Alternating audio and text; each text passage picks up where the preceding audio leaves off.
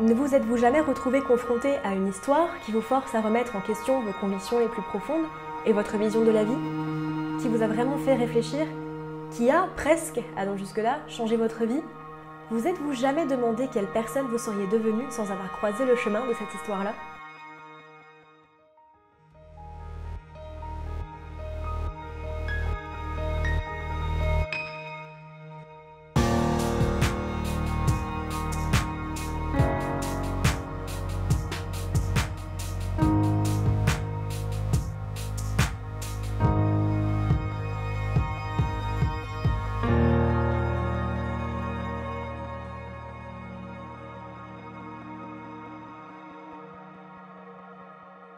Bonjour à tous, je suis Noémie, bienvenue dans ce nouvel épisode de Horizon Universe. Aujourd'hui dans ces pages, je souhaitais vous présenter un de mes livres préférés qui a vraiment changé beaucoup de choses dans ma vision du monde, The Left Hand of Darkness ou La main gauche de la nuit d'Ursula K. Le Guin. Alors je m'excuse par avance, mais je vais devoir vous spoiler un petit peu pour ce livre. Je vous dirai au moment voulu, quand on va avancer. Publié pour la première fois en 1969 et depuis réédité une bonne trentaine de fois, The Left Hand of Darkness raconte l'histoire de Genly Hai, un émissaire se rendant sur la planète Getten, ou Winter, ou Nivose en français, s'il faut le dire, afin de convaincre les habitants de la planète à rejoindre l'Écumène, une coalition de mondes peuplés d'humanoïdes. Les Getteniens ont une légère particularité par rapport aux autres êtres humains, ils sont androgynes et ne rentrent qu'une fois par mois environ en kémère, une sorte de période de fertilité intense où ils adoptent des attributs sexuels, mâles ou femelles. Genly, avec le soutien du premier ministre Estraven, rencontre le roi Argaven, régnant sur Karhide, l'un des deux royaumes de la planète, avec Orgoreyn. Estraven, ayant mis en garde Genly, est accusé de trahison et s'exile. La rencontre avec le roi tourne mal, et Genly, découragé, voyage à travers Karhide. Il fait la rencontre à Fastness d'un groupe de religieux du Andharatta et les paye pour une prédiction, leur demandant si Getten fera un jour partie de l'Écumène d'ici 5 ans, la réponse se trouvant être oui. Il se rend à Orgoreyn où il a été invité, pensant avoir plus de chances d'y réussir sa mission. Il se fait très bien accueillir par le concile en charge de diriger la région, particulièrement par les trois Shusgis, Opsle et Yegei. Estraven s'y trouve également, ayant été banni de Karhide, et prévient Genly que le conseil est manipulé par la police secrète. Malgré cela, Genly reste à Orgoreyn et se fait rattraper une nuit avant d'être envoyé dans un camp de travail forcé au nord du pays. Alors, on entre maintenant dans la partie spoiler qui dévoile la fin du livre. Alors, si vous ne souhaitez pas savoir, je vous laisse sauter à ce timecode. Celui-là. Au bord de la mort, il se fait secourir par Estraven et tous deux débutent un trek de 80 jours dans le froid et la neige pour retourner à Karhide, car Estraven est persuadé que le retour de Genly peut décider le roi à accepter de faire partie des Écumènes. Ce voyage resserre grandement leur amitié et on voit se créer un lien très fort entre eux. De retour à Karhide, Genly envoie un signal radio à son vaisseau en orbite, où sont endormis ses collègues et qui atterrit quelques jours plus tard. Estraven est tué malheureusement en tentant de rejoindre Orgoreyn. La réapparition de Genly, par contre, provoque la chute des deux gouvernements et Getten rejoint l'Écumène, remplissant par là la mission de Genly. Énormément de thèmes parcourent ce livre et en choisir seulement 5 a été vraiment difficile. Mais avec ces 5 thèmes que je vais vous présenter tout de suite, je vais essayer de vous présenter les grandes lignes du livre. Le sexe et le genre. Alors, comme je vous expliquais dans le synopsis, les habitants de Getten ont la particularité d'être androgynes la plupart du temps, ce qu'ils appellent le sommaire, et d'entrer une fois par mois en kémère, où ils développent des caractéristiques féminines ou masculines. Plonger dans un monde sans hommes ni femmes peut être une expérience vraiment libératrice pour nous, vivant perpétuellement dans un monde d'étiquettes et de dogmes, où toute conversation sur les rôles assignés à la naissance, le patriarcat, la sexualité ou le genre, déclenche systématiquement d'intenses discussions.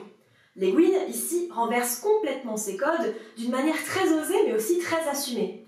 Par exemple, sont appelés pervers les personnes choisissant de ne s'assigner qu'un seul sexe tout au long de leur vie, au mépris du sommaire et du kémère. Genly, qui est un terrien, est donc confronté à une vraie remise en question sur sa manière de jauger les autres et lui-même, en fonction de son genre et de sa sexualité. Il change véritablement au cours du livre, devenant plus patient, plus posé et plus réfléchi, plus féminin finalement selon nos codes. L'idée derrière la nouvelle était de décrire une société où le genre était hors de propos. L'androgynie des Getteniens est utilisée par Le Guin pour mettre en lumière la construction d'une société hors de la pression des genres et des normes associées à la naissance. Il faut noter que l'autrice a reçu quelques critiques sur l'utilisation des pronoms masculins tout au long du livre, et non de pronoms neutres, rendant sa critique d'une société non genrée nulle pour certains de ses critiques. Je ne suis pas particulièrement touchée par ce défaut, le livre ayant été écrit en 1969 et étant le premier livre de SF à toucher de la question du genre. L'amitié. Quand j'ai commencé à écrire cette critique, j'ai longuement hésité à la nommer « Écrire l'amitié », car c'était pour moi le gros sujet avec l'exploration du genre. Et puis je me suis dit que mettre le mot « genre » dans le titre, ça allait apporter des vues. Évidemment que je déconne. Vraiment, ça a été une décision difficile, mais ce qui m'a finalement décidé était la place centrale du genre dans la relation d'amitié entre Estraven et Genly. La capacité émotionnelle du livre est basée presque entièrement sur le voyage d'Estraven et Genly et la découverte du monde intérieur de chacun. Il rejette Estraven tout au long du livre, jusqu'au trek avec lui, et jusqu'à ce qu'il accepte véritablement sa sexualité duale. Cela est montré lorsque Genly apprend à Estraven à parler par l'esprit, et que sa voix se trouve être celle de son amour et frère décédé, Arek. Oui, et l'inceste est autorisé sur Getten, c'est un bordel, on va pas en parler maintenant. Étrangement, ces passages sont une vraie bouffée d'optimisme dans le livre, autrement bien sombre, plein de complots et de trahisons. C'est d'autant plus fort que leurs échanges font bien comprendre qu'ils ne peuvent survivre le voyage qu'ensemble, s'ils s'y mettent tous les deux en se traînant ensemble à bout de force au travers de l'étendue gelée. Ils n'y arriveront que s'ils se comprennent et que s'ils travaillent ensemble. C'est très certainement une des plus belles manières de lier deux personnages et de faire comprendre deux cultures. Regarde, sans déconner, j'ai des frissons rien qu'à en parler, quoi. La communication. Parce que c'est aussi un des thèmes centraux de l'histoire, Genly, étant terrien d'origine, est envoyé sur une planète jusqu'ici jamais contactée par l'écumène pour rencontrer les habitants. Genly, d'abord, est aveugle à l'implication que son genre et son sexe peut avoir sur sa personnalité, et par extension, qu'est-ce que son absence dit de cette société. Ne comprenant pas réellement les Getteniens, il ne peut pas parvenir à comprendre leur société et à leur transmettre son savoir et sa mission. Ce pourquoi il ne réussit ni à Karaid ni à Orgoreyn, et est considéré comme dangereux, déclaré mort et envoyé en camp de travaux forcés. Estraven, en lui apprenant le concept de Shit-Grossor, au lien social unifiant les Getteniens, lui permet de mieux le comprendre et d'avoir une meilleure communication. Ils ne font pas de suppositions sur les motivations de l'un et de l'autre ou sur ce qu'ils sont réellement. Ils parlent de leur passé, de leurs erreurs, et Genly, en apprenant à Estraven à parler par l'esprit, lui ouvre une nouvelle porte de transparence et de vérité entre l'un et l'autre, resserrant leurs liens. La politique. Sans être un livre nécessairement politique ou particulièrement politisé en règle générale, bien que la question de l'identité sexuelle et du genre soit une vraie question politisée dernièrement et de nos jours, Genly étant un envoyé du gouvernement écumène tentant de relier toute une planète à sa cause, il y a forcément un peu de politique dans ce livre. Non mais, fuyez pas! Non mais revenez là, c'est pas cool! Ils sont sautés par la fenêtre. Ouais, je crois que genre et politique dans la même vidéo, ça fait beaucoup, hein. Ouais, on va vite passer au-dessus, vous inquiétez pas. Sachez simplement que, par essence, Genly tentant de se faire comprendre du royaume de Karaid, puis d'Orgoreyn, qui est géré par une sorte de conseil sénat, mais en fait par une police secrète, nous est décrit deux types de gouvernements, mais qui sont tous deux incapables d'écouter un étranger, dans le cas d'Orgoreyn, jusqu'à quand même le déclarer mort et le faire disparaître. Le pire étant que Genly n'est pas présent pour établir une base militaire ou un port d'échange, mais pour échanger des informations et de leur offrir le savoir de l'écumène. Il souhaite créer un véritable échange avec les Getteniens, leur proposant de parler, d'écouter, de découvrir et de grandir ensemble comme une seule culture humanoïde. L'écumène est présenté comme une société utopique dont on ne doute pas un seul instant de la culture et de la supériorité technologique et scientifique. Karaid va quand même jusqu'à accuser Estraven de trahison et le forcer à l'exil pour avoir osé proposer des solutions différentes et tenter d'amener une autre forme de savoir aux Getteniens, un meilleur futur pour les générations à venir. La religion. Oui, je sais, ça fait vraiment beaucoup pour une seule vidéo, mais vous inquiétez pas, ça va bien se passer. Nous avons droit, peu avant le départ de Genly pour Orgoreyn, à une scène où notre personnage principal participe à une sorte de rite appartenant à la religion Andara, où il demande aux religieux de répondre à une question et lui donner une prédiction sur l'avenir de Getten au sein de l'écumène. Si l'Andara est la religion principale de Karaid, Orgoreyn est majoritairement de confession Yomeshta, religion ayant été développée par un ancien prédicateur Andara cherchant à répondre à la question du sens de la vie qui vénère la lumière et la connaissance. Le titre même de la nouvelle est tiré d'un poème traditionnel guettenien « La lumière est la main gauche de la nuit est la main droite de la lumière ». Genly y fera un parallèle avec le taoïsme et le bouddhisme avec l'idée du yin et du yang. Là où le Yomeshta est à la recherche du savoir absolu et d'une réponse ultime, et donc très proche du christianisme par exemple, le Andara se fonde sur une non-trance, une balance entre le savoir et l'ignorance, entre la lumière et les ténèbres, car le monde est un équilibre qui a besoin de l'un et de l'autre. Le Yomeshta est d'ailleurs accusé d'être malhonnête car on ne peut accéder à la vérité qu'en acceptant l'équilibre entre la lumière et les ténèbres. Les parallèles avec nos religions et systèmes idéologiques sont nombreux et, mêlés à la question du genre et de la construction des sociétés du livre, ils apportent de nombreux sujets de discussion notables.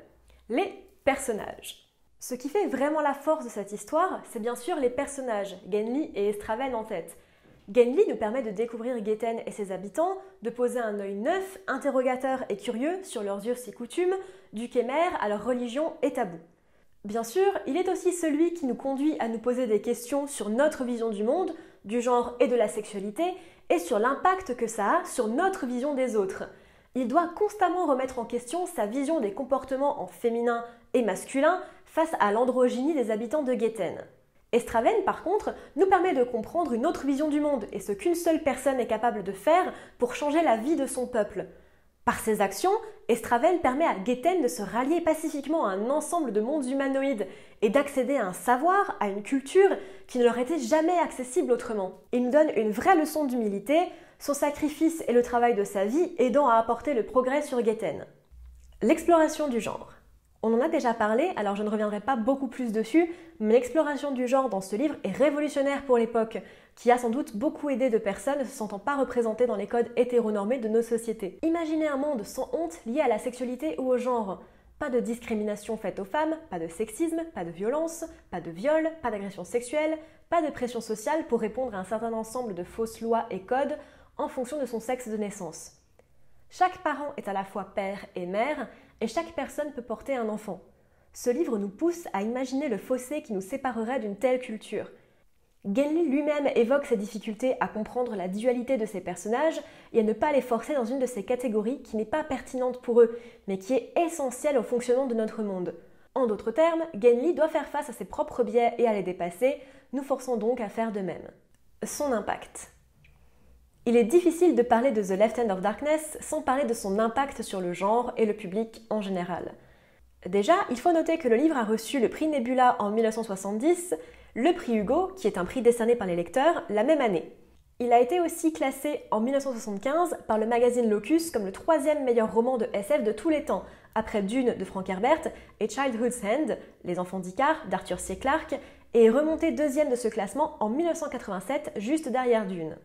En règle générale, on ne peut pas nier l'impact que ce livre a eu sur énormément d'écrivains, le genre et la sexualité n'étant alors que très peu exploités en SF ou en littérature jusqu'alors, ouvrant une porte immense pour tout écrivain en devenir. Il a beau avoir été publié il y a plus de 50 ans, il explore des thèmes qui sont encore très braves en 2021, surtout dans notre contexte politique actuel. Il est, pour moi, un des livres les plus importants, non seulement en SF, mais en général, qui m'ait été donné de lire. Une histoire d'amitié. En soi, ni Genli ni Estraven ne sont particulièrement sympathiques, surtout au début du livre où ils ne se font vraiment pas confiance et ne savent pas comment parvenir à toucher l'autre. Mais cette histoire est presque un guide vers l'acceptation de soi et des autres et sur comment éviter les erreurs de communication qui pourraient nous être fatales. Et puis il y a la fin, bien sûr. Comment je pourrais ne pas en parler de celle-là? Et je crois vraiment que ça va finir par être un point récurrent dans mes vidéos, mais oh mon Dieu, la fin de ce livre. Elle m'a juste laissé dans un état que je n'oublierai jamais. Déjà, j'étais en larmes, mais en plus, j'ai réellement été secouée par les 10 dernières pages. Je vais éviter les spoilers, mais l'ironie de l'histoire, le mélange entre réussite et drame, est juste magnifique. Avec ce livre, c'est tour à tour le voyage et la destination qui en font un livre fantastique et à lire absolument à mon sens. Qu'est-ce qui vous est resté de cette expérience?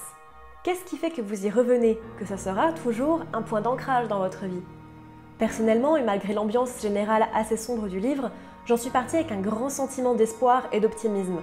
La fin est douce amère, mais ce que j'en garde, c'est surtout que chacun peut changer si on lui en donne la possibilité et les éléments pour faire ce choix. Chaque personne est capable du meilleur, d'ouverture d'esprit, d'acceptation et de remettre en cause ses convictions et connaissances si on lui en donne les moyens. Merci à tous de m'avoir suivi dans cette petite aventure sur Getten pour explorer le genre et la sexualité. J'espère que cette vidéo vous aura plu. N'hésitez pas à me dire en commentaire de quel livre vous voulez que je parle la prochaine fois et de vos impressions sur celui-ci. Je vous retrouve dans 2 semaines. Ciao!